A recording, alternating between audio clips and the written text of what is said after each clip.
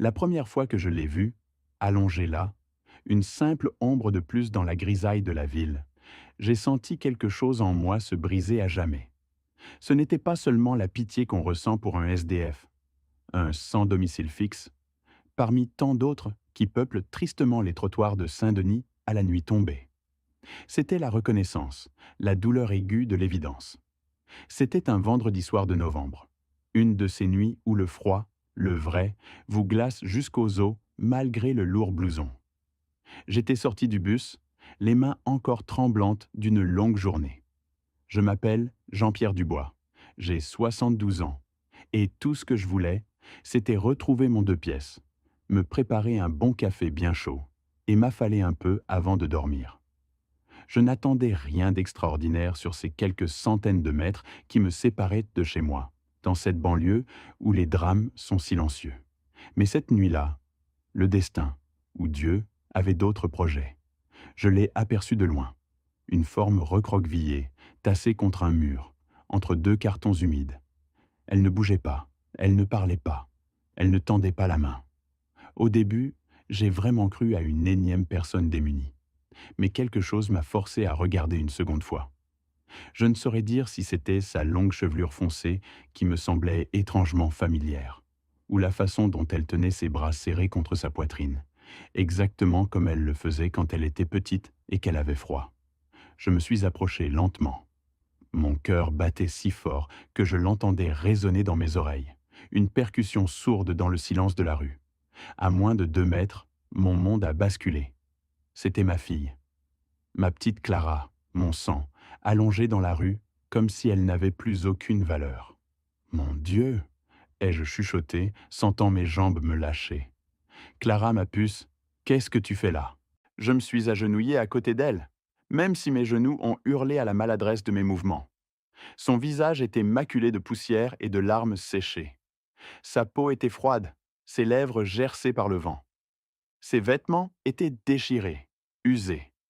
Une de ses baskets n'était pas la sienne, elle semblait bien trop grande, et l'autre n'était qu'une semelle en lambeaux. J'ai posé ma main sur son épaule, le geste d'une infinie prudence. Mon amour, réveille-toi s'il te plaît. Elle a ouvert les yeux lentement, comme si elle luttait pour se souvenir d'où elle venait, de qui elle était. Lorsque son regard s'est posé sur moi, j'ai vu un mélange de surprise, de honte et de soulagement traverser ses traits. Papa, a-t-elle murmuré d'une voix cassée, je ne pouvais pas parler. Ma gorge s'est nouée d'une manière que je n'avais jamais ressentie de ma vie. Je l'ai juste prise par les bras et je l'ai serrée contre moi, très fort. Elle a éclaté en sanglots sur ma poitrine, faible, épuisée, comme si elle n'avait pas pleuré depuis des années. Mes mains tremblaient en lui caressant les cheveux, essayant de comprendre comment ma fille, celle que j'avais élevée avec tant d'amour, pouvait dormir à la belle étoile comme une étrangère abandonnée par le monde. Lève-toi, ma chérie, ai-je finalement réussi à articuler d'une voix rauque. On rentre tout de suite. Tu ne restes pas ici une seconde de plus. Elle a tremblé en essayant de se lever. Nous avons dû le faire petit à petit, s'appuyant sur moi comme elle le faisait enfant quand elle avait peur de marcher seule les soirs d'orage. Son corps était si léger que cela m'a effrayé. Depuis combien de temps n'avait-elle pas mangé correctement? Combien de nuits avait-elle dormi ainsi, exposée au froid, au danger, à l'indifférence des gens? Papa, a-t-elle redit, presque dans un murmure, Antoine m'a laissé sans rien. Sa voix s'est brisée en prononçant cette phrase. Et j'ai tout compris. Je n'avais pas besoin d'en entendre davantage pour savoir de qui elle parlait. Son mari, Antoine Moreau, ce même homme que je n'avais jamais vraiment approuvé, celui qu'elle avait tant de fois défendu, celui qui l'avait convaincu que j'étais trop protecteur, celui qui avait promis de prendre soin d'elle et qui l'avait détruite. Mais ce n'était pas le moment de poser des questions. Ce n'était pas le moment de la culpabilité. C'était le moment de la ramener à la maison et de la protéger. Je l'ai aidée à parcourir les quelques pâtés de maison jusqu'à mon petit appartement. Chaque pas semblait peser une tonne. Elle pleurait en silence. Moi aussi, bien que je ne l'ai pas laissé le voir. Une fois à l'intérieur, je l'ai enveloppée dans une couverture chaude et l'ai assise sur le canapé. Je lui ai préparé une soupe chaude, la même recette que je lui faisais toujours quand elle était malade enfant. Elle a à peine pris quelques cuillerées avant de s'endormir, vaincue par l'épuisement. Je suis resté à la regarder longtemps. Ma fille, celle qui rêvait autrefois de fonder une famille, était là, anéantie, brisée, dépouillée de tout par l'homme qui avait juré de l'aimer. Et alors, la rage m'a envahi.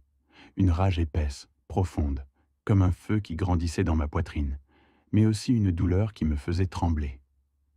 En la regardant dormir, j'ai compris que je ne pouvais pas rester sans rien faire. Pas cette fois, pas après avoir vu ce que j'avais vu. Je devais agir. Je devais affronter cet homme. Je devais reprendre ce qu'il lui avait volé. Pendant que je me préparais une tasse de thé pour rester éveillé, mon esprit a commencé à échafauder un plan. Un plan qui n'avait rien à voir avec la violence physique, mais avec la dignité, avec la justice, avec l'amour paternel. Tout ce qu'il n'avait jamais eu pour elle. Et tandis que l'horloge sonnait 3 heures du matin, j'ai pris mon téléphone et cherché l'adresse du nouvel appartement où il vivait avec sa maîtresse, Sophie. Le Clos des Tilleuls, à Neuilly-sur-Seine. Là, dans un immeuble de standing, entouré de luxe qui ne lui appartenait pas vraiment, dormait paisiblement l'homme qui avait laissé ma fille dormir dans la rue. Assis à côté de Clara endormie, j'ai décidé que le lendemain, j'irais le trouver. Je ne savais pas exactement ce que je ferais quand il ouvrirait la porte, mais je savais une chose. Jamais de sa vie, il n'oublierait ce qui était sur le point d'arriver. Au réveil, il était presque 9 heures du matin. J'avais dormi sur la chaise de la salle à manger, la tête posée sur mes bras. Je ne me souvenais pas à quel moment le sommeil m'avait rattrapé, mais je me souvenais de chaque détail de ce que j'avais vu la veille au soir. Ma fille était toujours là, recroquevillée sur le canapé, enveloppée dans la couverture que j'avais mise sur elle. Sa respiration douce, mais son visage toujours marqué par la fatigue. Je me suis approché lentement et l'ai observé. Cette fragilité que je voyais dans son expression ne correspondait pas à la réalité qu'elle avait vécue. Et tandis que je la regardais dormir, une pensée m'a frappé avec la force d'un marteau. Clara avait été absente de ma vie depuis 2 ans, et je n'aurais jamais pu imaginer qu'elle en était arrivée là. Cela m'a fait mal. Cela m'a transpercé. J'ai fait du café en silence pour ne pas la réveiller. Mais 10 minutes plus tard à peine, je l'ai entendue bouger. Elle s'est redressée lentement, comme si son corps était encore trop lourd. Quand elle a ouvert les yeux et m'a vu, elle a souri. Mais c'était un sourire brisé, comme si elle luttait pour se souvenir comment faire. « Bonjour, papa », a-t-elle murmuré. Je me suis approché et me suis assis à côté d'elle. Je ne voulais pas la brusquer, mais je savais qu'elle devait parler. Elle le savait aussi. « Tu veux manger quelque chose ?» ai-je demandé pour lui donner du temps. Elle a secoué la tête. « Non, j'ai juste besoin de te raconter ce qui s'est passé. » J'ai pris une profonde inspiration et j'ai hoché la tête. « Je suis là, ma puce. Dis-moi tout. N'aie pas peur. » Elle a serré ses mains l'une contre l'autre, tremblant légèrement. Ses yeux regardaient vers le bas, évitant les miens. Et puis, elle a commencé. « Papa, il a vendu la maison sans me dire un mot. » Clara a commencé à trembler. Je l'ai appris quand les nouveaux propriétaires y sont arrivés avec l'acte notarié et l'huissier de justice, et m'ont demandé de partir. La maison valait environ 350 000 €, une somme qu'il a empochée seul. Il vivait déjà avec Sophie, et je n'avais nulle part où aller. J'ai senti une vague de chaleur me traverser la poitrine, de la pure fureur, une indignation absolue. « Mais comment a-t-il pu te faire ça ?» ai-je réussi à articuler difficilement. Elle a secoué la tête. « Parce qu'il a toujours été comme ça, papa. J'ai juste tout caché pour que tu ne souffres pas. Il me manipulait. Il me faisait croire que si je te disais quelque chose, ça allait te provoquer une crise cardiaque, que tu ne supporterais pas, qu'il valait mieux te laisser tranquille. » J'ai écouté en silence, sentant mon cœur se serrer. « Mais ce n'est pas le pire, » a-t-elle poursuivi, et sa voix s'est brisée. Quand il est parti avec Sophie, il m'a laissé sans un sou. J'ai trouvé quelques missions d'intérim par-ci, par-là, payées au SMIC, mais ce n'était pas suffisant pour quoi que ce soit. J'ai dormi chez des amis, puis dans des hôtels bas de gamme, et j'ai fini à la rue. Je n'en pouvais plus. J'ai pris sa main. Elle était glaciale, mais sa douleur, elle, brûlait. « Pourquoi tu n'es pas rentré à la maison ?» ai-je demandé presque dans un murmure. Elle a recommencé à pleurer. Parce que j'avais honte, papa. Honte que tu me vois comme ça, vaincu. Et parce qu'il n'arrêtait pas de me répéter que tu serais mieux sans moi, que j'étais un fardeau, que si je revenais, je gâcherais ta vie. Je... je l'ai cru. J'ai été bête. J'ai soulevé doucement son visage pour qu'elle me regarde dans les yeux. Écoute-moi bien, lui ai-je dit d'une voix ferme, mais tremblante d'émotion. Jamais, jamais tu n'as été un fardeau. Tu es ma fille, ma famille, mon sang. J'aurais traversé le monde pour t'aider. Comment as-tu pu penser que je serais mieux sans toi? Elle s'est effondrée. Ses pleurs ont inondé la pièce. Sa douleur se mêlait à mon impuissance. Je l'ai serrée dans mes bras tandis que son corps tremblait. Je suis désolé, papa, a-t-elle répété encore et encore. Je suis désolé. Tu n'as pas à t'excuser, ma chérie, ai-je répondu, lui caressant les cheveux. Tu n'as rien fait de mal. Tu as été victime d'un homme sans âme.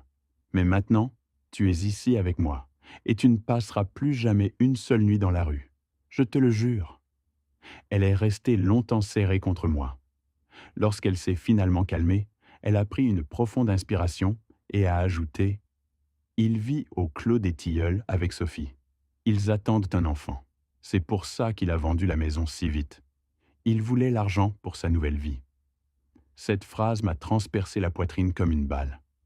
Cet homme misérable avait donc échangé ma fille contre une femme plus jeune et une vie plus confortable, sans remords, sans culpabilité, sans merci. Je me suis levé du canapé et j'ai commencé à marcher dans le salon, incapable de contrôler la rage qui bouillonnait dans mes veines. « Papa, qu'est-ce que tu vas faire ?»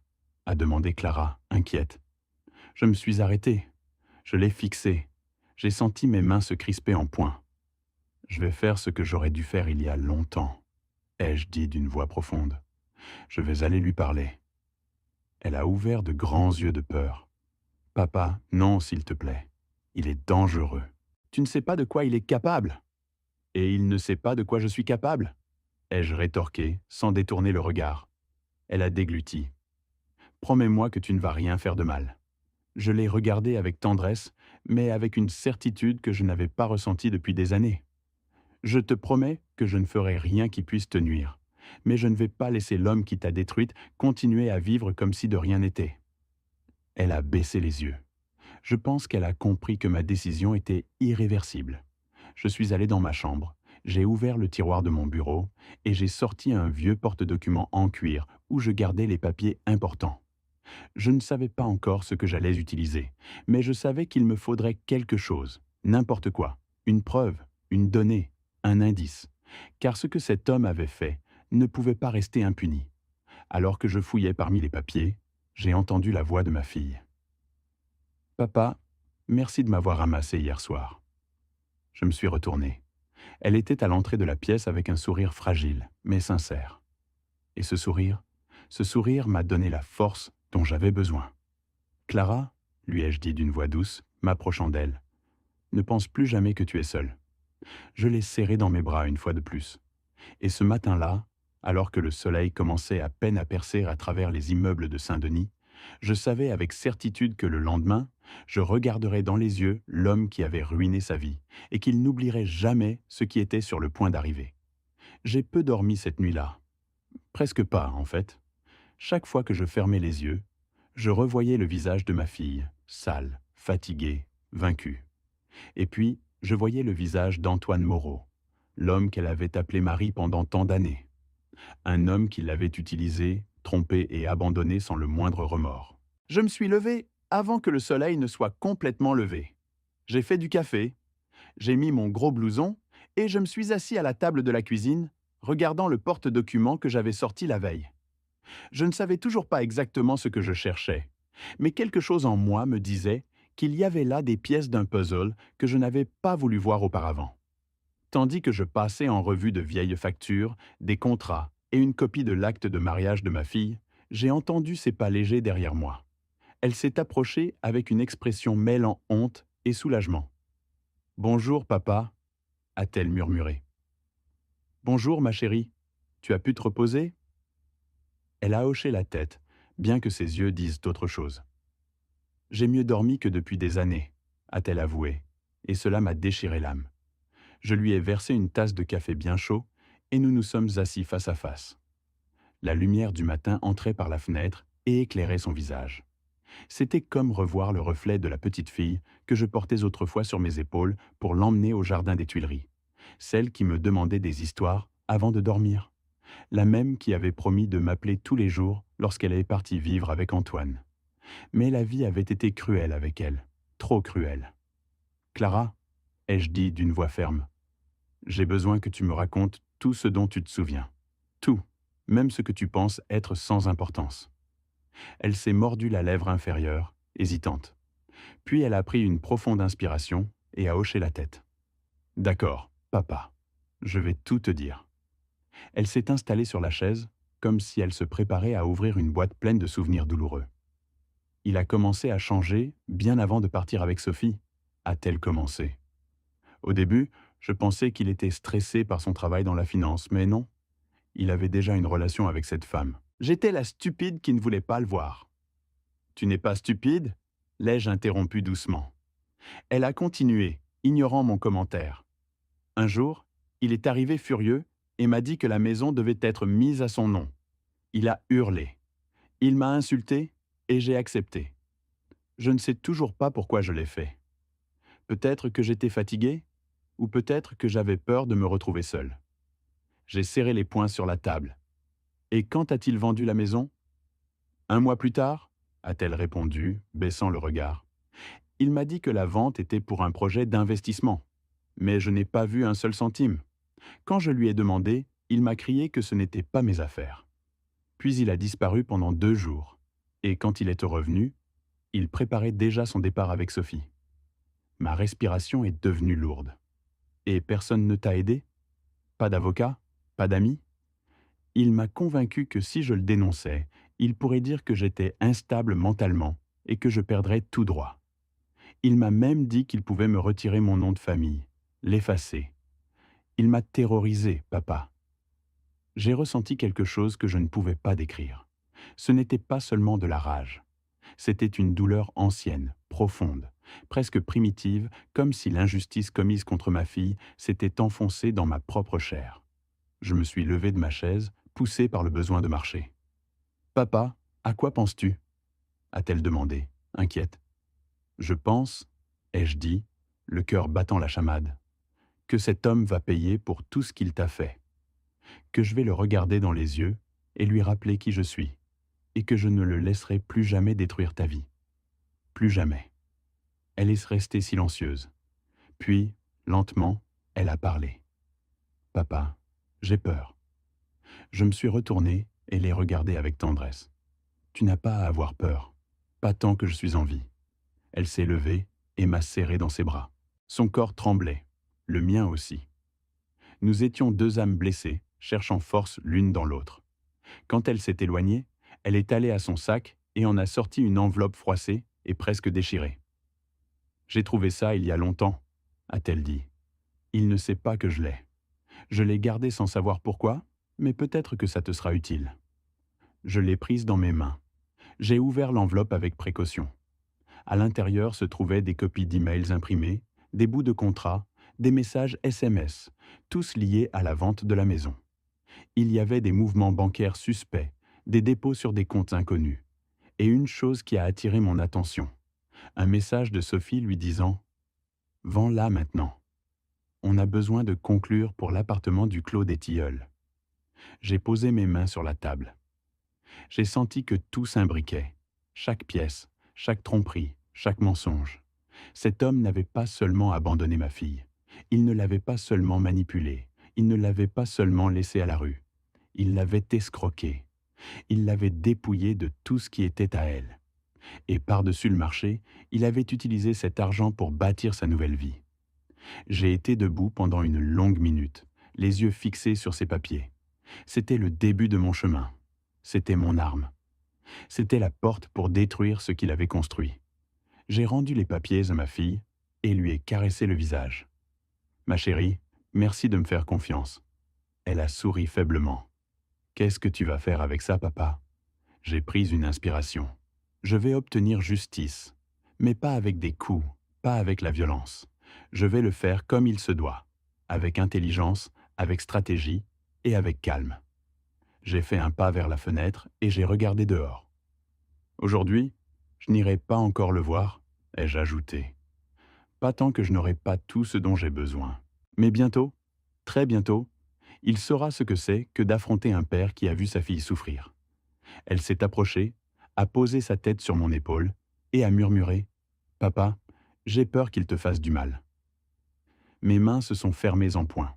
Le plan était né, j'ai passé la matinée à éplucher chaque document que ma fille avait conservé dans cette enveloppe froissée.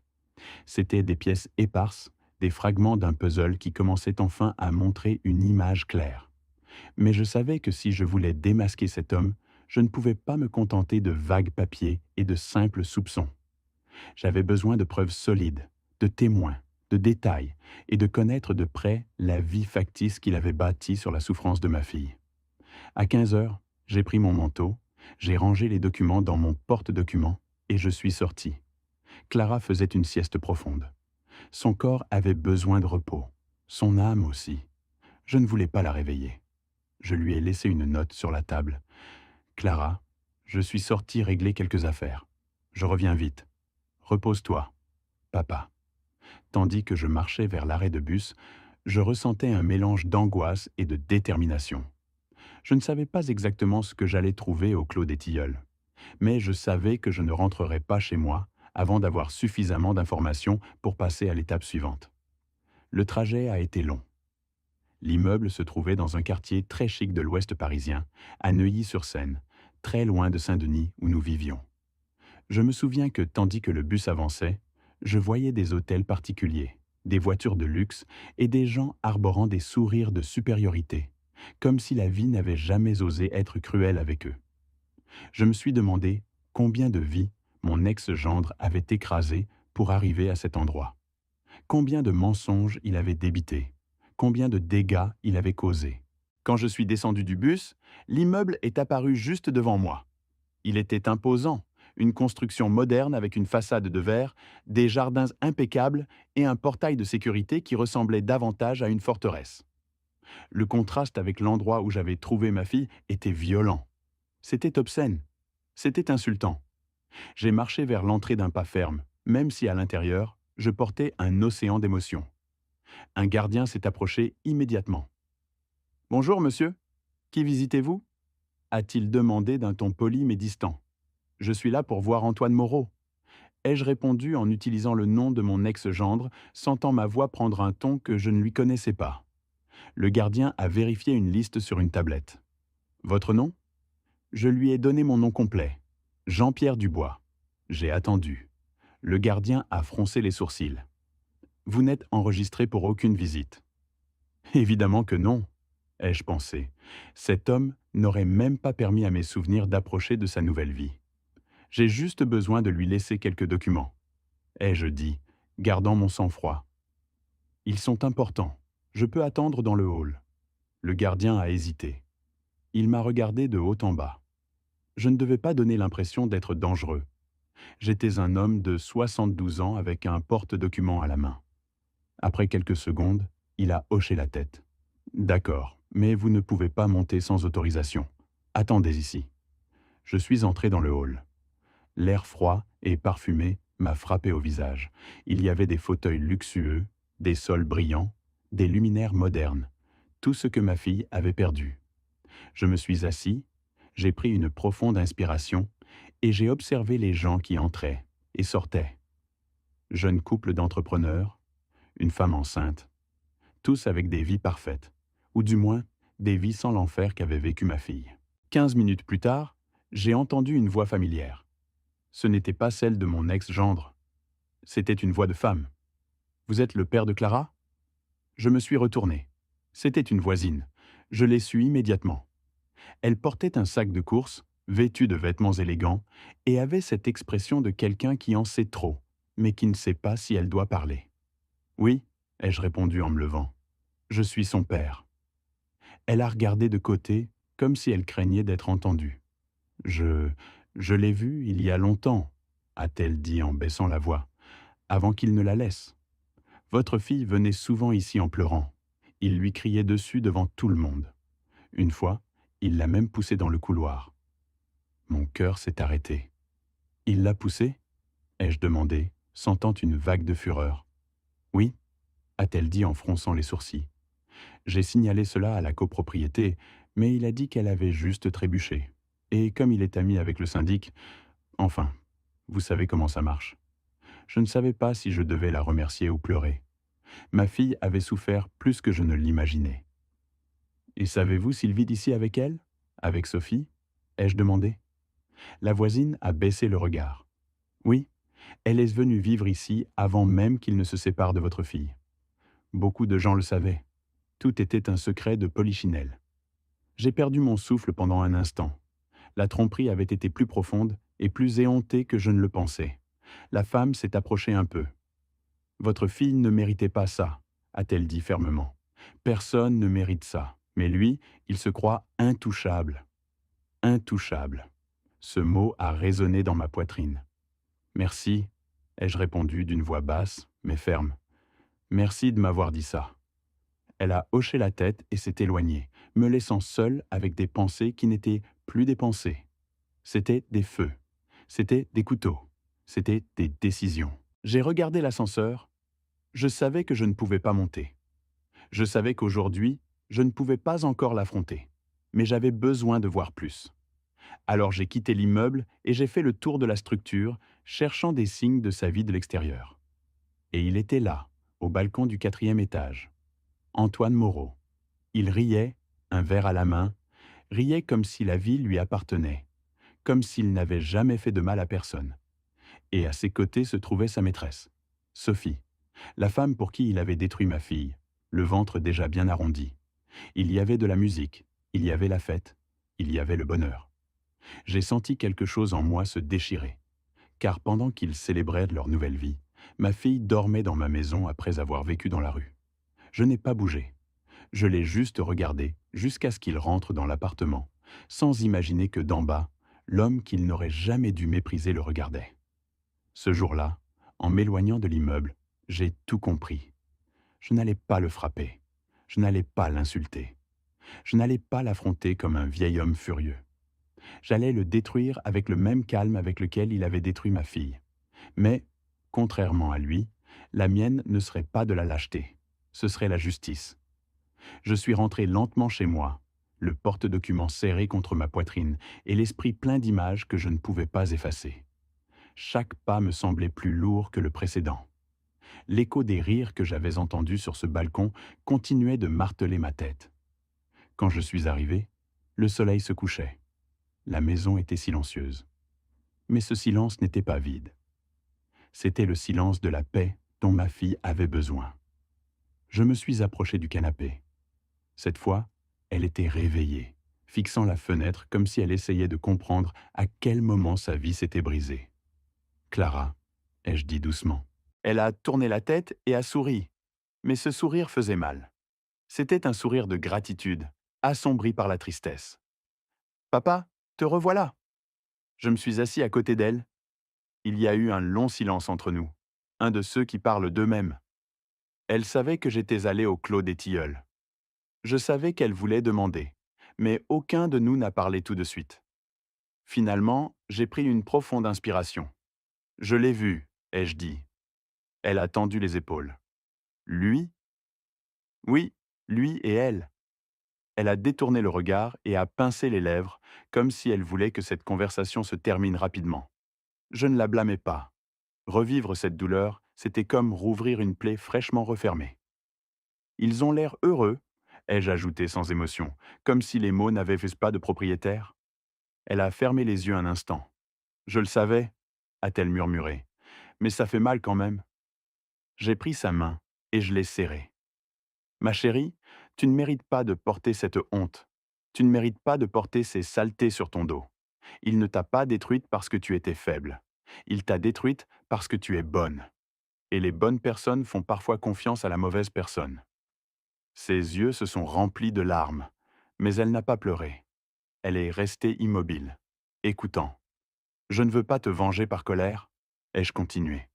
Je veux le faire parce qu'il te doit. Parce qu'il t'a arraché ta maison, ta dignité, ta tranquillité d'esprit, et parce que moi, En tant que ton père, je ne mourrai pas sans m'assurer que tu retrouves ta vie. » Ses lèvres ont tremblé. « Papa, s'il te plaît, ne fais rien qui te mette en danger. » »« Je ne le ferai pas, » ai-je répondu fermement. Je ne suis plus un jeune homme impulsif et je n'ai pas besoin de lui crier dessus ou de le toucher pour le détruire. Ce que je vais le faire bien. Je vais le faire comme un homme qui a vécu assez longtemps pour savoir que la justice est plus puissante que la rage. Elle est restée à me regarder longtemps, comme si elle essayait de se reconnaître dans mes mots, ou peut-être d'y reconnaître le père qu'elle avait cru invincible autrefois. « Papa, je t'aime, » a-t-elle dit, se brisant un peu. Je l'ai serré dans mes bras, une étreinte longue, sincère, de celle qui répare l'âme. J'ai senti ses larmes sur mon épaule, et j'ai pensé que même si le monde avait été cruel avec elle, je ne permettrais plus jamais qu'il la piétine. Quand elle s'est calmée, je l'ai aidée à se lever. Elle a marché vers sa chambre d'un pas lent, mais plus assuré que la veille. Je suis resté seul dans le salon. J'ai regardé le porte-documents sur la table, les documents, les messages, les preuves de la trahison.